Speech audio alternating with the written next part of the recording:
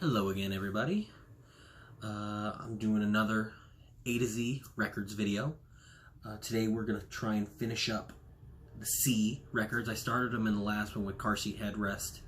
I'm going to try and work all the way through the C records until we get to D. Alright, let's start with the Chamber Brothers. This is a record that I do not spin very often. I should check it out again because it's been a while. But this was a gift from my girlfriend that I greatly appreciate. And I will never sell it, never do anything with it because just the fact that it was a gift means so much to me. And I love it. From there, we go into CHARLI XCX.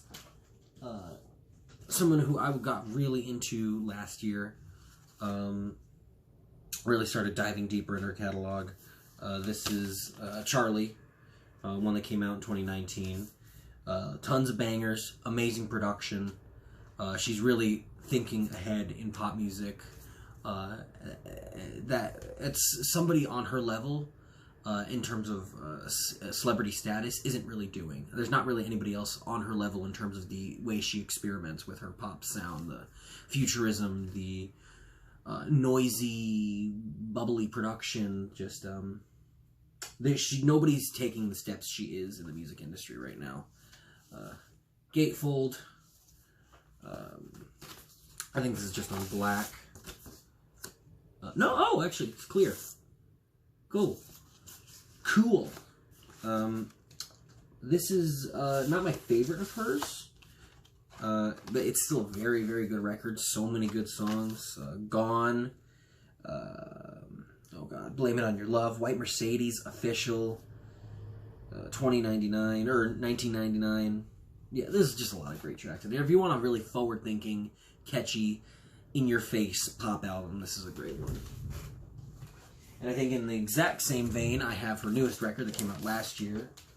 I have How I'm Feeling Now. Is this also a gatefold? It is a gatefold.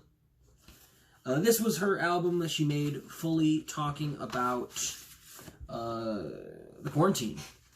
It came out she started making it right at the beginning of the quarantine. It came out May, maybe June. But yeah, this is an album made during quarantine, about quarantine, and there were some other artists that kind of did that kind of thing, but nobody really got to the level that she did it. Again, same kind of production style that she had on CHARLI, her last album, but she really honed it in terms of topics, and I don't know, like the songs are just really good here, and there's a lot of songs that are all pretty good on CHARLI. There's not as many songs on here, and they're all fucking fantastic. So I personally prefer this one. But yeah, this is a fantastic pop album. Again, forward-thinking, experimental, artsy, but doesn't lose that real catchiness that makes it so awesome and so poppy. This should be on your list of pop music to listen to. Next, continuing with CHARLI XCX, we have, this is a double EP, or double mixtape, I guess. This is Number One Angel, and then Pop 2. Number One Angel's alright. Not my favorite of hers. Again, it's a mixtape. It was rough around the edges. It was right when she was first starting to find that PC music, hyper pop sound, before it was even really called hyper pop. And this is Pop 2. This one is amazing. Really a step above what she was doing on this one. A lot of this is in regards to, she started working with A.G. Cook a lot on most of these tracks, especially on her last EP, Vroom Vroom, which I sadly do not have on vinyl. I missed it on Record Store Day. Hopefully I can get it at some point. But yeah, the Pop 2 and Number One Angels, when she really started working with A.G. Cook and the PC music people, and really kind of carved out her own place in the music industry that nobody's really gotten to yet. Like I said, with all her other stuff, I think she's really, really done great things. I think the Number One Angel side is on red. Nice, opaque, solid red. And then from there, this is like a silvery, kind of smoky clear. for the Pop 2 side. In terms of tracks for this thing, 3 a.m. Pull Up, Baby Girl, Roll With Me, Backseat with Carly Rae Jepsen, Out of My Head, Tears, I Got It is a fucking banger. I love that song. But yeah, CHARLI XCX is amazing. And while you're at it, check out Claws and 7 Years and oh god, what's that one song? That's really good. Hold on. Forever. Check out all those tracks. They're all really good. From there, we're sticking with the weirdo pop music. This is Clarence Clarity's Know Now. I got into this because of the Needle Drop back in 2015, I think this came out. This is back when I was like taking all of his reviews as like gospel and like checking out every single thing that he, you know, reviewed, and I'm being like, oh my god, have you heard this? Have you heard this? Have you heard this? My music taste was essentially his music taste. I've definitely branched out from that a little bit now, but I still obviously love the guy. This is a really, really strange, experimental, that's the gatefold, just black, like R&B pop record, but it's like noisy and like really over the top at points. It's also like an hour long. I'm not sure if I said this is Clarence Clarity. I don't know if I said that before, but he does all of the production on here, and it is wild. It is a wild album. I mean, some of the track titles: Alive in the Septic Tank, Bucktooth Particle Smashers, Hit Factory of Sadness, Cancer in the Water, 1-800 Warship, Porn Mountain. Yeah, it's you can hear this like bass of almost Justin Timberlake 2000s era pop music, but he just twists it and makes it seem so foreign and alien, and it's amazing what he does on this album. I think really one of my favorite albums of the last decade. I just think there's nothing else that got to this point, you know. Same thing with CHARLI, I would say. I think they're kind of in the same area. This is really nice that they kind of went back to back. Something different. We have Benjamin Clementine. This is a singer, songwriter, poet out of England, I believe. He is one of my favorite songwriters right now. I had his second album, but I really didn't play it that much. I ended up selling it. This is his debut, if I'm not wrong. I think it won the Mercury Prize. But he has an extremely unique voice, unique songwriting style, isn't afraid to take risks, has great production and arrangements. He feels very Scott Walker, very Jacques Brel, personally. I see that in him to some extent. But, you know, just listen to Adios, and you kind of get a feel for that Jacques Brel-ness, that personality, that energy that comes out of him. I feel it in Benjamin Clementine. Listen to Adios. I think that's a perfect example of his music, and it's a great testament to how good of a songwriter he is. But Quiver a Little Gone, Nemesis, Then I Heard a Bachelor's Cry. All great tracks. All very, very great tracks. Lyrics in here, records are on black. Yeah, just nothing special there. But yeah, fantastic record. At Least for Now is the name of the record. I always forget the name of the album, but At Least for Now. From there, going to another one of my favorite bands, we go into Clipping. This is their second album, self-titled, I guess. It's just, the name of the album is Clipping, but without all the vowels removed. This is like a triple gatefold. All the members there. This is Davi Diggs, William Snipes, and... No. Somebody Snipes, Jonathan Snipes, and William Hudson. I want to say those are their names, but Davi Diggs is the rapper. The two men who do the production, they're known for more harsh noise music and soundtracks, which gives this band an extremely unique sound. It's hip-hop crossed with harsh noise, crossed with experimental avant-garde music and field recordings and all this other like left field experimental music that it comes together with a band that's completely on their own. And this is probably my favorite of their albums. Body and Blood is fantastic. Get Up is one of the most amazing hip-hop songs I've ever heard in my life. I'm not going to tell you anything about it. Just pause this video and go listen to Get Up by them, by Clipping. It'll blow your mind. And they always tell stories. There's never the word I. They're always telling stories on these albums. And also from there, we go to this one. This is Splendor and Misery. This is their third album. This is essentially a sci-fi opera about a space slave ship that one slave manages to take over, and he's by himself on the ship, essentially on the run from people who are trying to capture him and put him into slavery.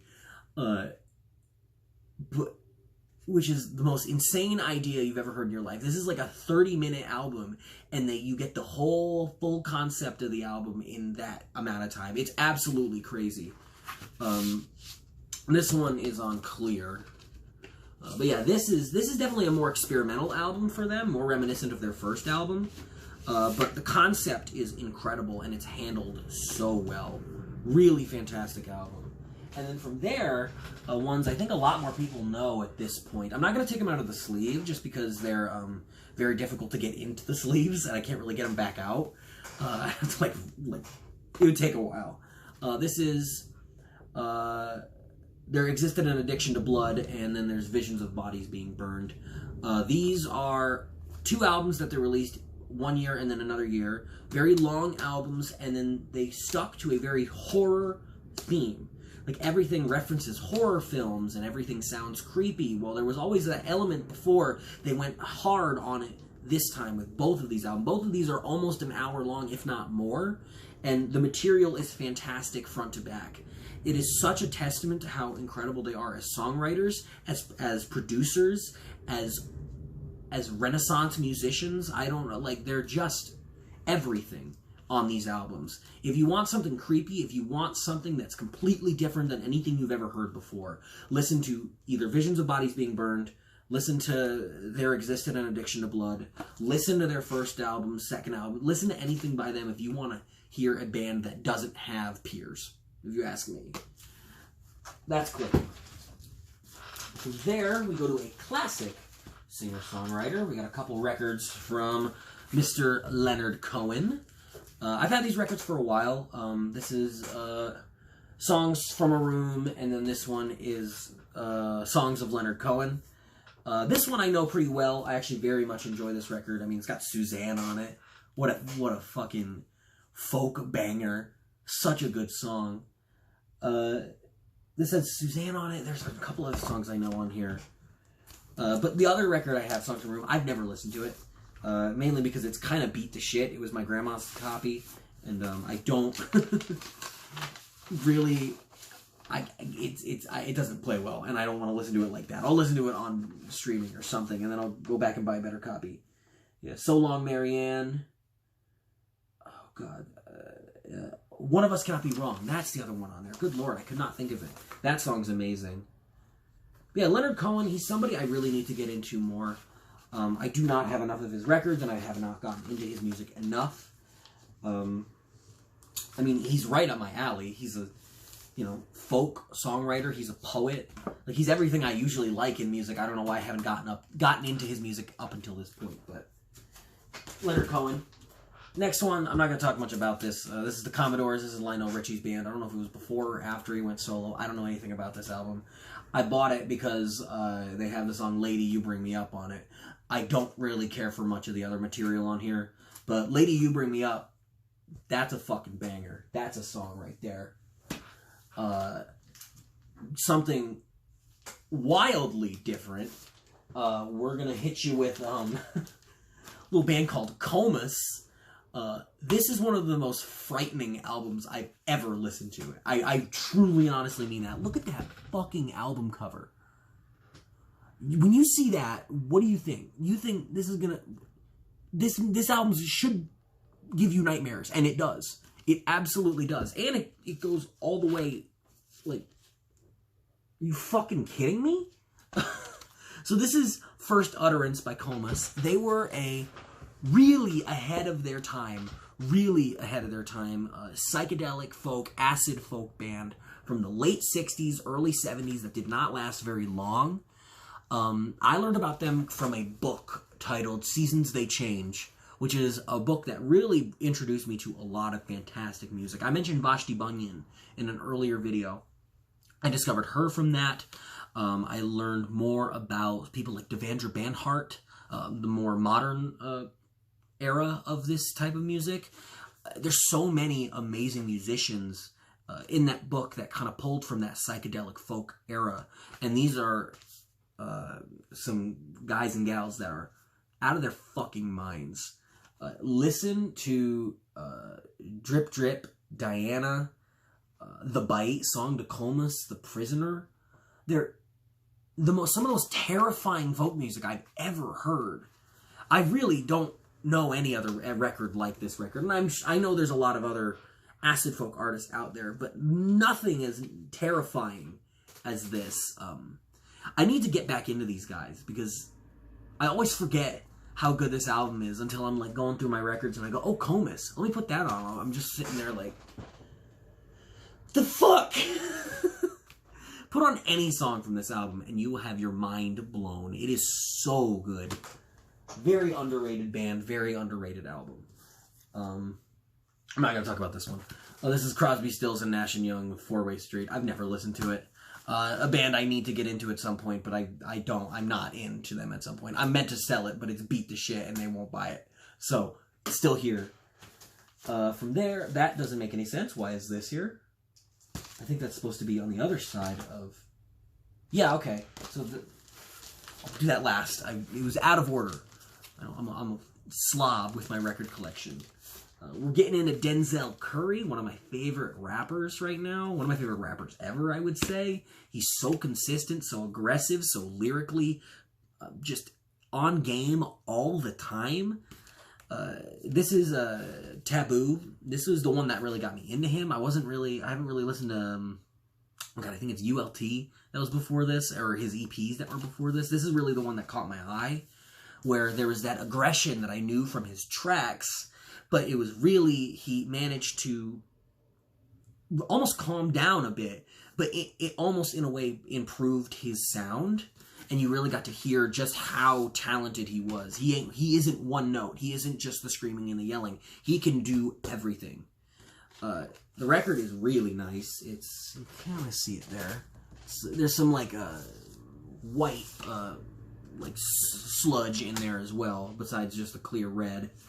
But yeah, Denzel Curry's a fantastic rapper. He's really one of the best doing it right now. And there's so few artists that can get to his level, I feel. Listen to Clout Cobain, Super Saiyan Superman.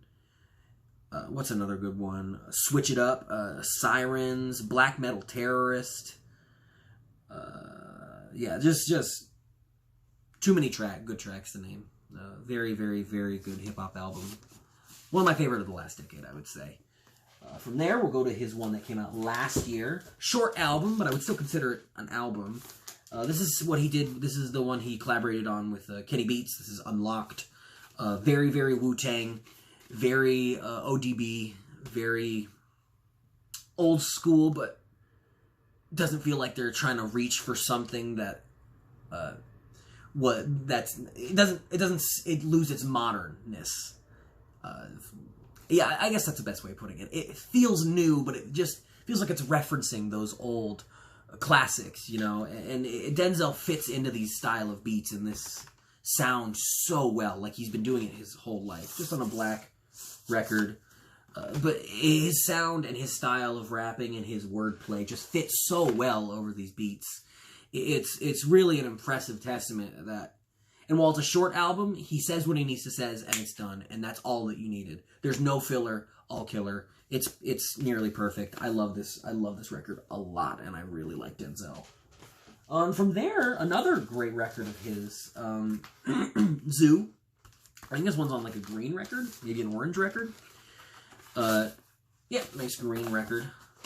This is really a nice record because he kind of took the Miami, Florida hip-hop sound that, you know, from where he's from. He's from Carroll City. We hear it all the time in his music.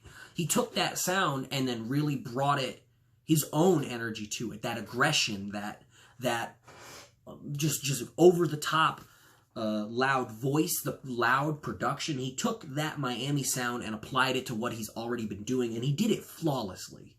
He did it absolutely perfectly. And that's why I think he's one of the most talented rappers, because he hasn't missed yet. He really hasn't. And he tries new things. He's creative. And he still hasn't misstepped yet. And I really, really love what he's done. He is one of the most talented. Listen to Ricky is one of the best songs he's ever done. Birds featuring Rick Ross. PAT is... That song just makes you pass out. That song goes so hard that you just lay down and just, like, cry. That song is amazing. But yeah. Denzel Curry is... He's the one. He's the one right now. He's my rapper. Like, he's the one I always go to. He really is fantastic. And from there, I got one more. This is the one that was out of place. It was before Denzel Curry, but this is a... Lucy Dacus, or Dacus. I still don't know how to pronounce her name, but I love her. I'm not that into her first album, but I really do like this one. I remember I first listened to Night Shift, and I fell in love with her music, because that song is just, it's like the 6-minute amazing breakup anthem. Super, super good. But yeah, if you listen to Phoebe Bridgers or Julian Baker, if you listen to Mitski, if you listen to any of those great female songwriters, those strong, amazing female songwriters we have in the industry right now, you'll like this album. And chances are, if you like those people, you've probably already listened to her. And me telling you this is useless. But if you haven't, do yourself a fucking favor and listen to Lucy Dacus. I'm you, right there. I'm yelling at you. Fuck you. Listen to Lucy Dacus. Listen to Night Shift. Listen to Addictions. Listen to Next of Kin, Body to Flame, Non-Believer. Oh, they're all great. Listen to the album. Fuck off. Listen to the album. That's the last one I got today. But yeah, I'll be back for another video. I want to do that video where I go through my soundtracks soon. I'll probably be doing that maybe next. Who knows? Next time I get time, I'll see what I want to do. And yeah, hope you have a good day. Hope everything's going all right for you. Love you. Bye-bye.